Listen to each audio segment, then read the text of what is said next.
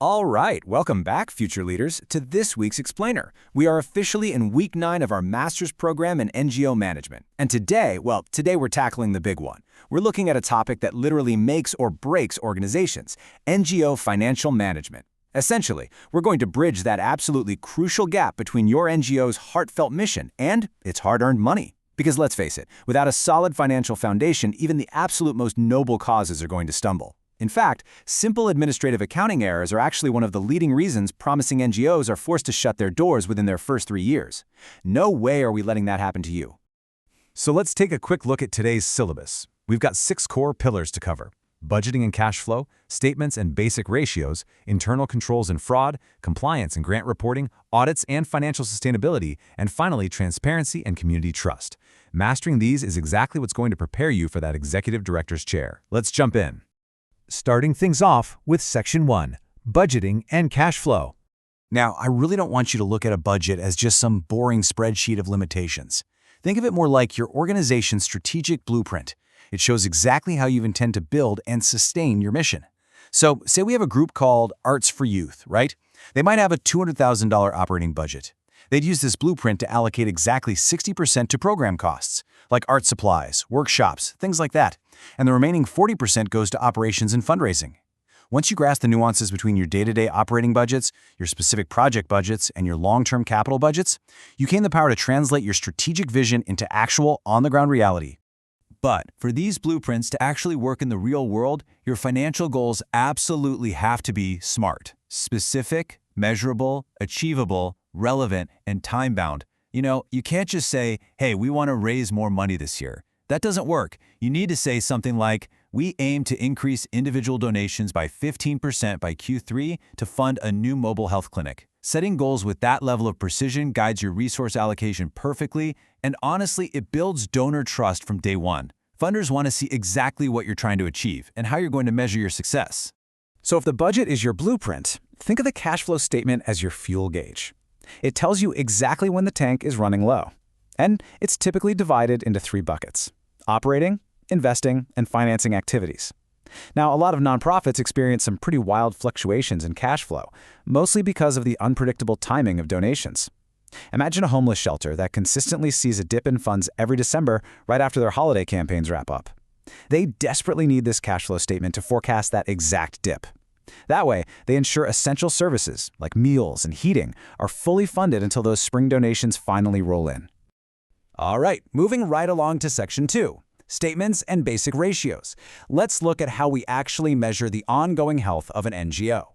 When you step into leadership, you're going to be constantly judged by 2 key benchmark metrics. First up is the program expense ratio. Ideally, you want 70 to 80% of your funds going directly to your programs, not just administrative overhead. Second is your fundraising efficiency. Basically, it should cost you no more than 20 cents to raise a single dollar. If your big fundraising events are costing you, say, 50 cents on the dollar, that is a massive signal that you need to pivot your strategy right away, maybe shifting to more cost-effective online campaigns, for instance. But beyond efficiency, we've got to look at sheer survival, which brings us to liquidity. To measure true liquidity, we compared the current ratio with the quick ratio, which is often called the acid test. While the current ratio looks at all your current assets, the quick ratio only looks at cash and assets you can instantly convert to money. And this is so vital because, hey, you might have a ton of promised pledges that look amazing on paper, but you can't pay your staff with an uncollected pledge. A quick ratio below 1 is a major red flag. It literally means you do not have the cash on hand to pay your immediate monthly bills. Section 3. Internal controls and fraud. Knowing the math is great, but you also have to build a defense system. It's an unfortunate reality, but fraud happens. Yes, even in mission-driven organizations. Your absolute best defense here is the segregation of duties. Seriously, no single person should ever have total control over a transaction from start to finish. Think of it as a chain. One person opens the mail and receives the checks. A second person deposits them. A third records the transaction in the ledger, and a totally different fourth person reconciles the bank statements. It makes it incredibly difficult for anyone to carry out fraudulent activities if a different team member is handling each step of the process. And the really cool part? You don't have to do all this manually anymore. We have modern tech to safeguard our resources. AI tools like Sift or Count can be fully integrated right into your donation processing. They analyze transaction patterns in real time and instantly flag suspicious activity or potential chargeback fraud. On top of that, platforms like NGP Van let you comprehensively audit your donor database, making sure everything is perfectly aligned with compliance protocols. That takes us perfectly into Section 4, Compliance and Grant Reporting. Once the internal house is in order, we have to look outward. When we talk about compliance, it's absolutely vital to understand who does what at the top. The board of directors, they hold ultimate accountability for overall legal compliance and ensuring safeguards exist. But you, as management, you hold the operational responsibility. You're in the trenches designing and executing those daily controls. This distinction is especially critical when you're navigating the strict legal boundaries between restricted funds, money that can only be used exactly as the donor specified, and unrestricted funds. Look, mismanaging restricted funds isn't just a simple accounting oopsie, it's a breach of legal compliance that can literally destroy an organization. Which brings us to Section 5, Audits and Financial Sustainability. How do we play the long game? First off, don't let the word audit scare you. An internal audit is really just an independent function authorized by your board meant to test those very controls we just talked about. It's a proactive health check. A solid internal audit significantly drops your risk of corruption and errors, and it gives your board and your external funders absolute confidence that your financial reporting is accurate and totally transparent. And that confidence, that's what allows you to build true long-term sustainability. Take a look at a cautionary tale from our source materials about an NGO called Bridges to Education. They set an ambitious goal to expand their programs by 25%, but they failed to create a detailed multi-year financial plan. Bam! Mid-year, they hit massive budget constraints and had to slash services. To avoid that exact fate, you've got to build multi-year plans and aggressively diversify your revenue streams. You want a healthy mix of government grants, individual donations, maybe even fee-for-service models. That way, if one well runs dry, your entire mission doesn't collapse. And finally, Section 6, Transparency and Community Trust. Because all your budgeting and audits lead to this ultimate currency. See, global accountability isn't just some corporate buzzword anymore, it's literally becoming law.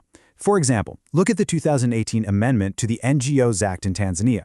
It mandates that within just 14 days of any fundraising activity, an NGO has to publicly disclose where the funds came from, exactly what they were used for, and why they were obtained in the first place. 14 days. That is a tight turnaround, and it shows exactly where the global standard for rapid, mandatory transparency is heading.